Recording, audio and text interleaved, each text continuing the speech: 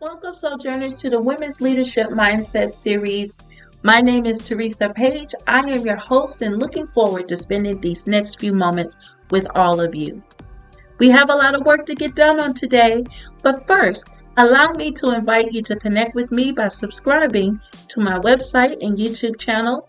Connect and follow me on LinkedIn, and always feel free to contact me directly via email at teresakpagellc@outlook.com. So what is our goal? Well, as an author, speaker, coach, and mentor, my mission is to help professional women renew their leadership mindset with fresh fire and purpose through the mediums of leadership development and coaching services. However, the Women's Leadership Mindset series is a new initiative intended to spotlight powerful women leaders and how they serve the world through their professions and purpose.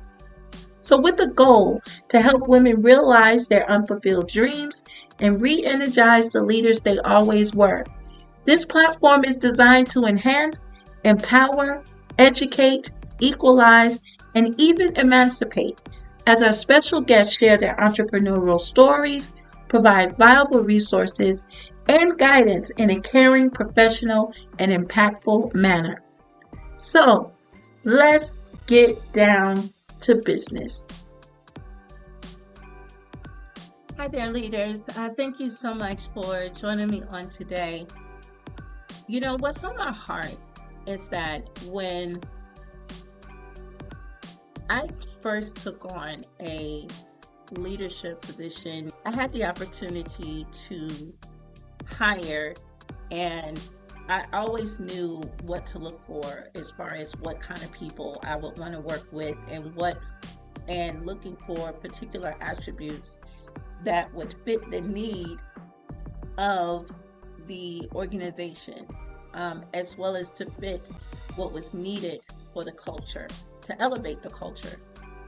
Because oftentimes, if you're within an organization, if you've been there for a certain amount of time, whatever the minutia may be within that particular space, it is definitely easy to become jaded and to fall into the slumps of all of the gripes and the complaints and what doesn't work, instead of being positioned to be a problem solver and to see new ideas and have the courage to suggest and implement and execute new ideas that's outside of the norm. And I was always that kind of person. I would like to believe I never liked to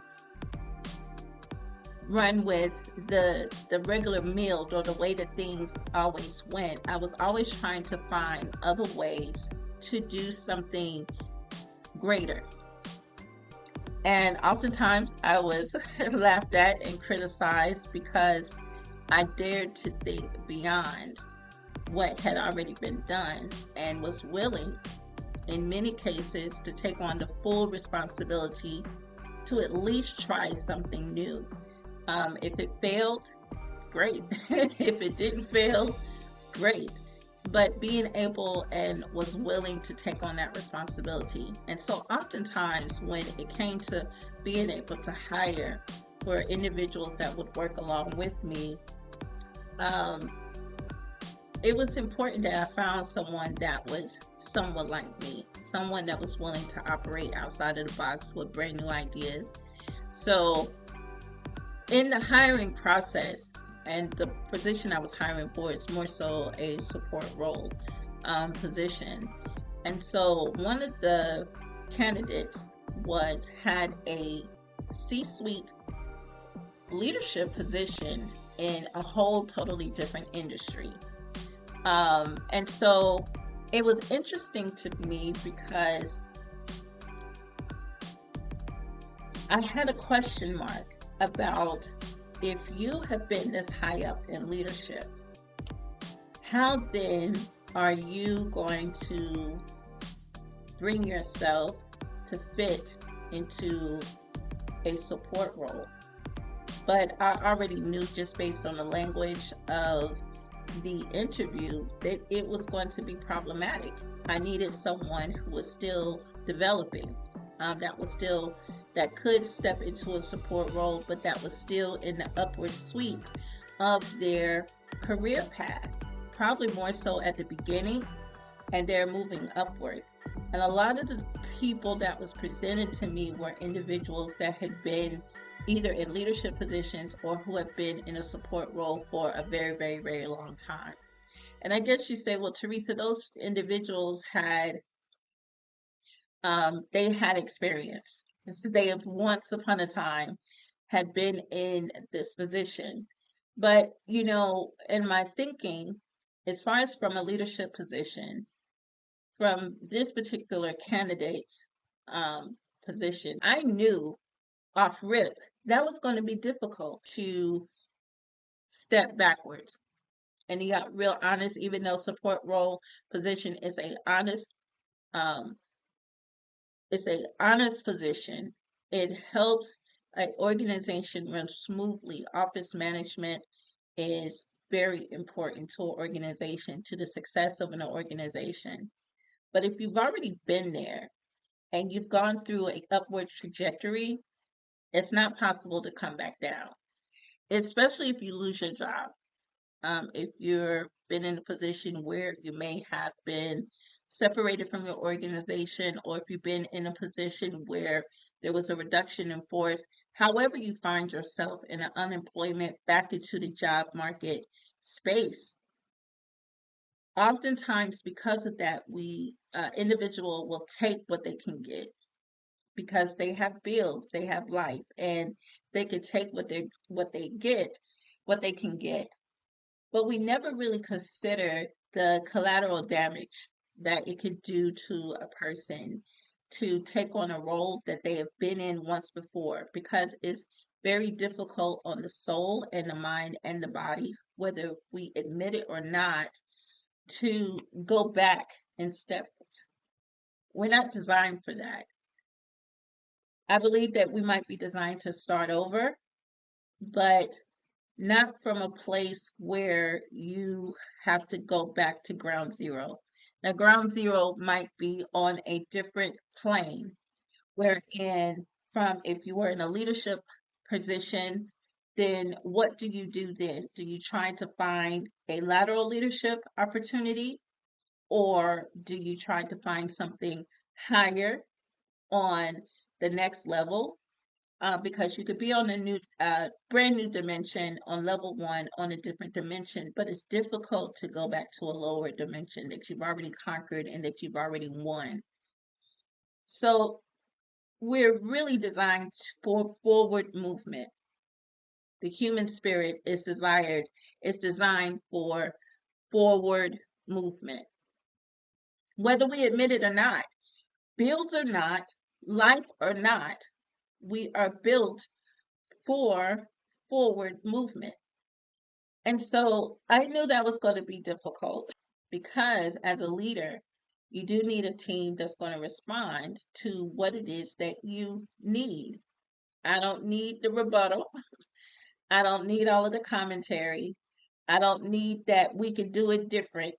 However, it is that whatever it is that's needed for the organization, if you give a directive, then that needs to be followed. And so it's difficult to do that for a person that already has a mindset of a leader. And by no means did that candidate need to change their mindset. If anything, they needed to pursue either a presidency, entrepreneurship, or something that would keep them in a forward movement or a forward moving trajectory. And I recognize that even all of those years ago. So I find it ironic. I find it ironic that, when I found myself on the outside of the education space, I then found it totally ironic that I think in my own concern about my daily living, whether it was my home, my bills, my car, and everything else that comes along with life that a job helps pay for. Uh, I fell into that same trap of taking what you can get, of taking what you can get. And in doing that, I did go backwards. Not once, but twice. Twice. Number one, trying to go back into the public school system. And then also knowing immediately that was wrong. That was wrong. Also trying to take on a federal government position, which was also wrong. And I thought what was really interesting in both of those situations that I took on those positions because of my daily expenses and needing to be able to take care of those things to maintain what I had already accumulated at that part of my life. But then when I considered the damage that it was doing to my heart and soul to be in those positions because I had already conquered those areas. I had already came, I saw, I conquered, I learned what I needed to learn and all of those skills. And I had gone on to take those skills and apply them to other opportunities. So it's always upward, upward, forward.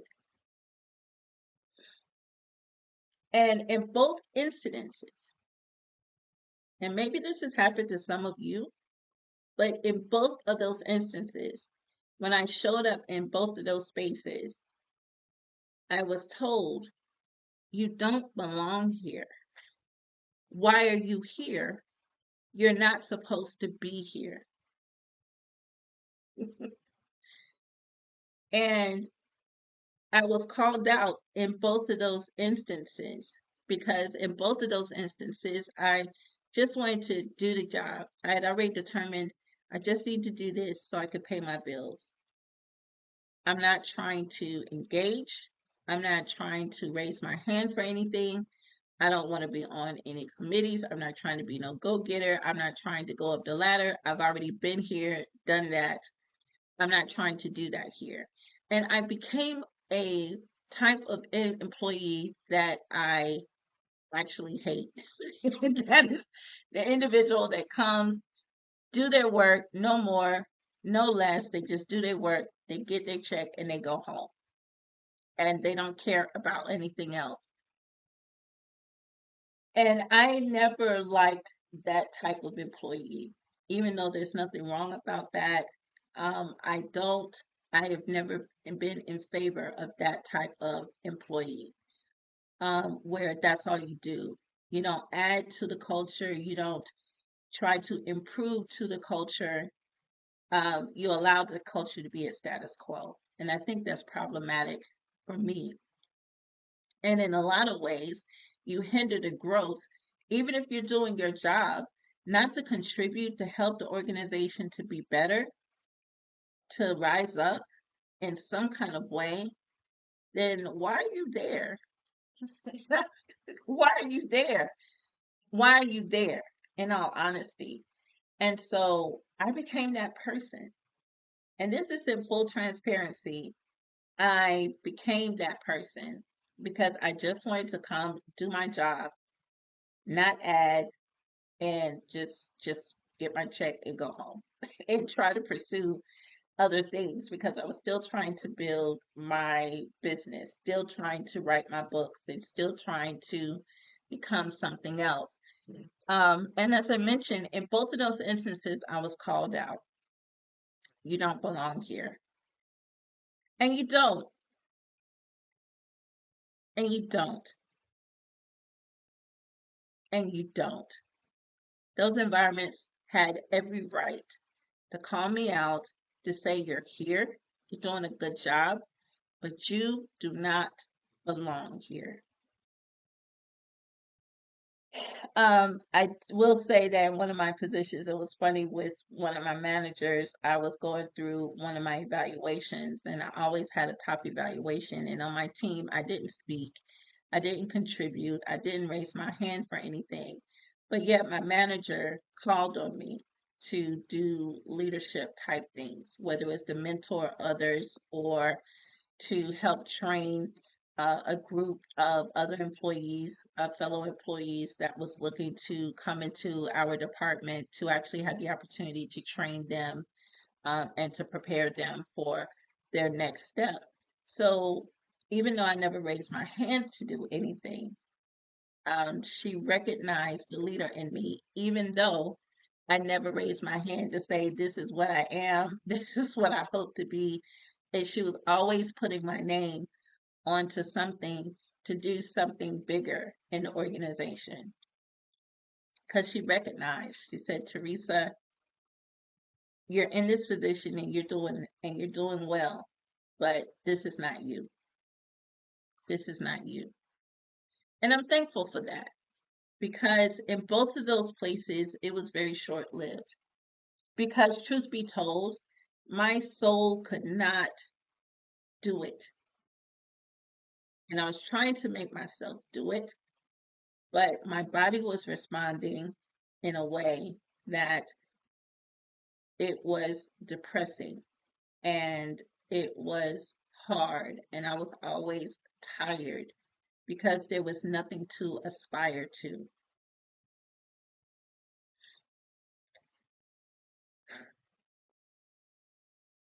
I say all of that to say this, that sometimes you have to pull the plug. And I found that for me, that it was better for me to start on ground zero on a new dimension for higher than to be at level 10 on the previous dimension that I was on, or to try to go back to that because I had already conquered and it was time for me to move on. The reason why I shared this experience, my personal experience, um, because it is better to start over on a new level for your next assignment and to go through the struggle and all of the the the lumps and the bumps of acquiring something new for your life than it is to stay where you are. And and oftentimes when you're purged from an organization, whether you were separated, whether it was a reduction in force, while it doesn't feel like a gift, it is a gift.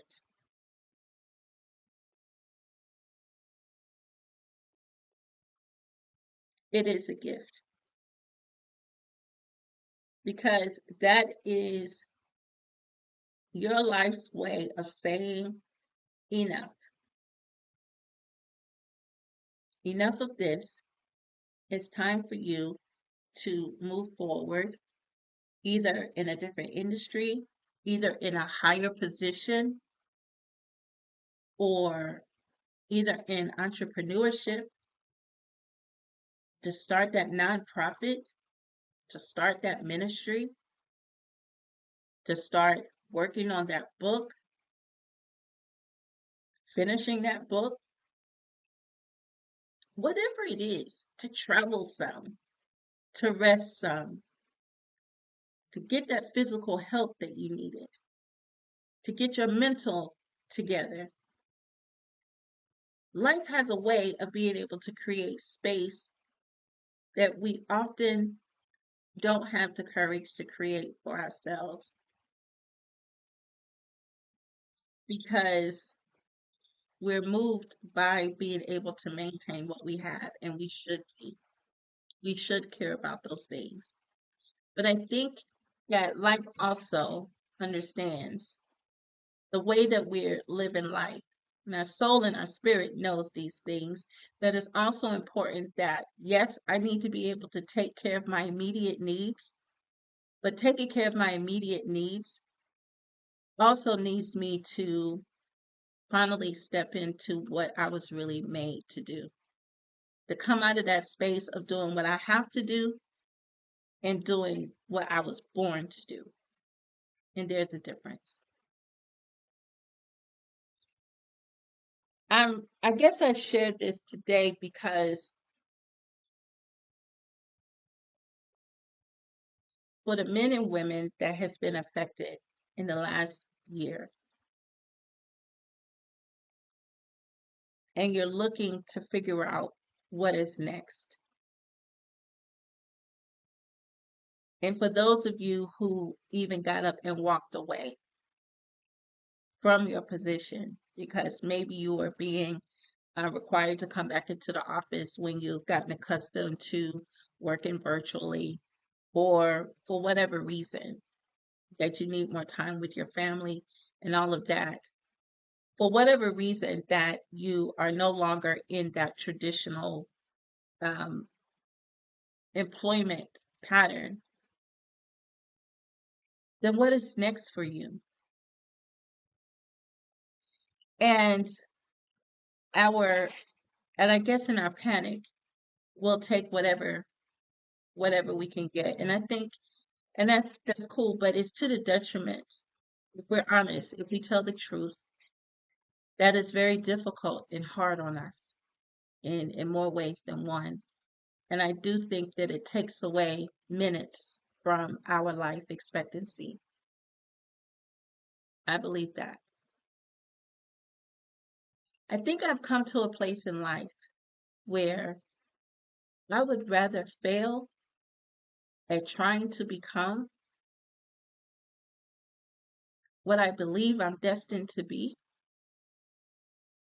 and to fail what I believe is in forward, to fail forward in my attempt to take a higher place in life, to press for a higher prize in life, than to die not have tried it all.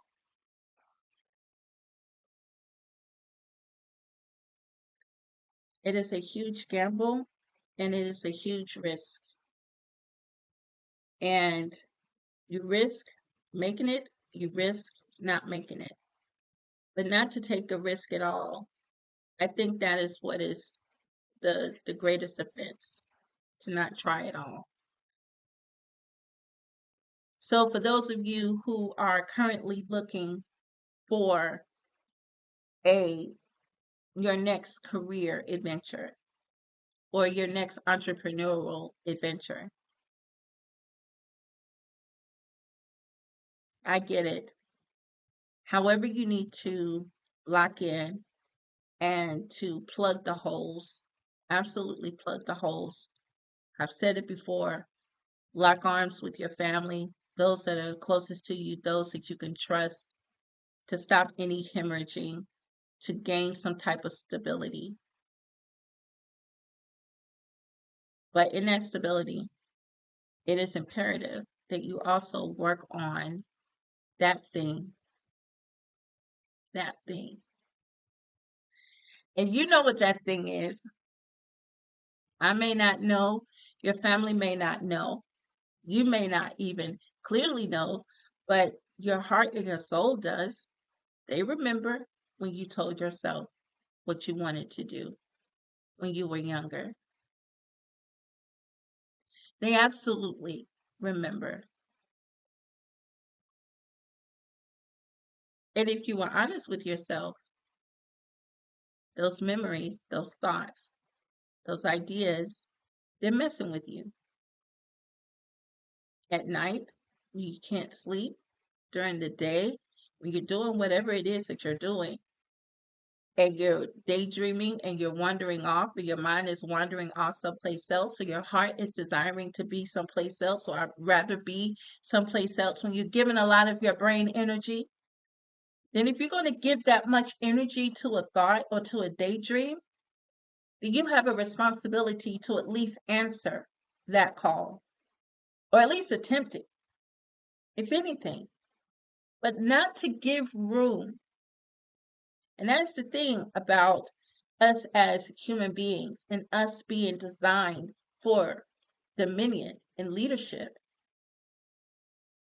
The greatest gift that you can give to your domain or to your dominion, to whatever domain, your domain of industry or your domain of influence, the greatest gift you can ever do for that is room, is to give yourself room to stretch out that leadership ability, that dominion ability. Even if you fail at it, and failing once does not give you an out. Failing twice does not give you an out. You have to keep working on it until something hits. I believe that. Even if you have to do it differently, until something hits. But you have to be able to give yourself room to operate in that space, that divine space that you was made for. No one else can do what you do. No one else can say it how you can say it. No one else can write it how you can write it. No one can express it the way you can express it. No one else can build it the way you can build it. No one else can invent it the way you can invent it. No one else can cook it and put their foot in it like you can cook it and put your foot in it. No one else can do it like you. I don't care if 1,000 other people are doing the same thing. No one can do it like you.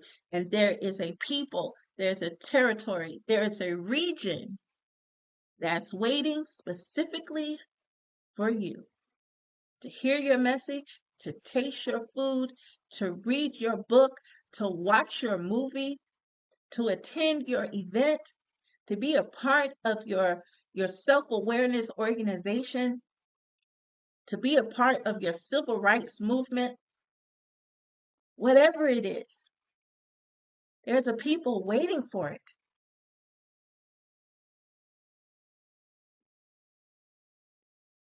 You cannot go backwards. You may attempt, but what I will tell you is that in your attempt, that those regions are going to have every right to do to you whatever they want to do to you for being an imposter. Because that's the reality of it. While we may suffer imposter syndrome for the things that we truly want to be, how about trying to go back to something that you've already conquered? To go back into those spaces, you then become the imposter. And whatever those spaces do to you, they have the right to do to you because you don't belong there anymore. And that's the hard truth of it. That is the hard truth of it. So if you take nothing else with you today from this particular message, I just want you to remember that we as human beings, we're not built to go backwards. We're only built for forward movement. We see that now, even in our culture. We're seeing this globally around the world because the people are resisting. The people, the people, in all different parts of the world are resisting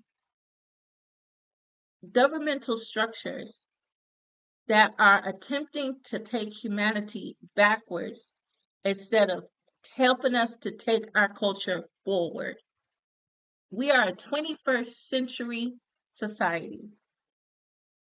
And to go back to any former period in any time in our history, it's almost an abomination.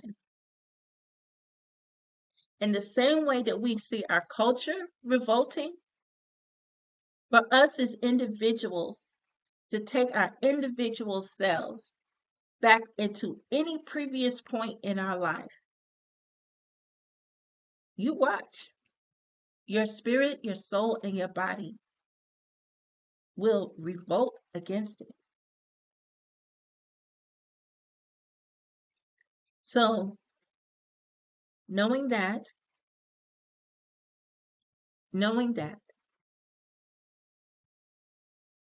I ask of you to take the courage to move forward.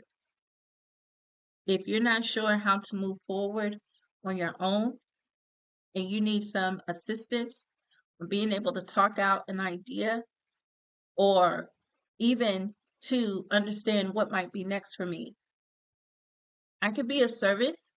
Number one, if you need to have a 30-minute complimentary coaching session to say, let's talk about a couple of things about what's next for you, what your goals are. So we could talk about what might be your resistance. What are some options to get around that resistance? And what action plan can we put in place for forward movement? I can support you there.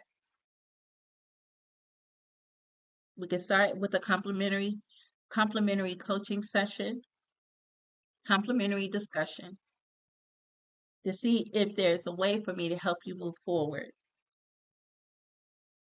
Or you can definitely attend my upcoming Love the Success Factor Women's Leadership Retreat, man or woman, because this particular event is designed to re-energize and almost reintroduce you to the leader that you've always been.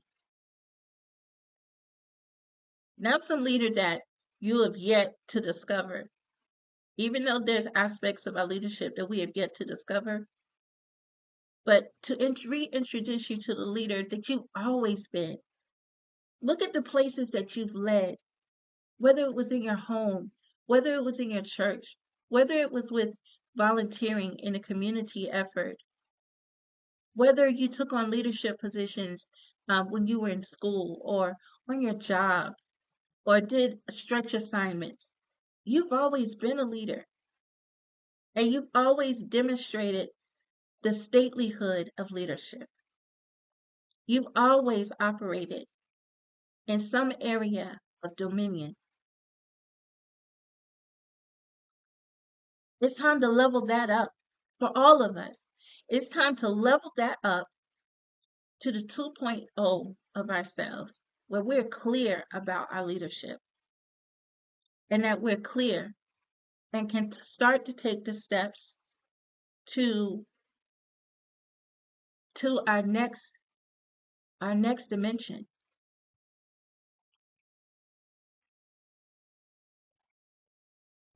So you're both invited. There's 2 invitations. For those of you that want to have that one-on-one conversation, I invite you to schedule a complimentary 30-minute session meeting with Teresa. The important links will be in the bio to help you to do so. And for those of you that want a true immersive experience and want to join me for a 2-day experience, leadership, empowerment, and development experience, then meet me at Love the Success Factor Women's Leadership Retreat. And the important links are in the bio. This first quarter here in 2026, see the important links in the bio to learn about the registration. Meet me in Cary, North Carolina. Or if you're an organization and you would like to do something special for your group or your team, then let's talk about how we could help schedule the Love the Success Factor experience specifically for your private group or team or a private experience. So I'm going to put all of this information in the bio. I want to be able to meet people where they are. For those of you that need a complimentary experience, for those of you that need a group immersive experience, for those of you that need a private group experience, I am at your service. So I'll close out. Move forward. Y'all know how it is. Y'all know how I end this. Thank you so much for listening on today. And as always, here's to the journey. And let's move forward.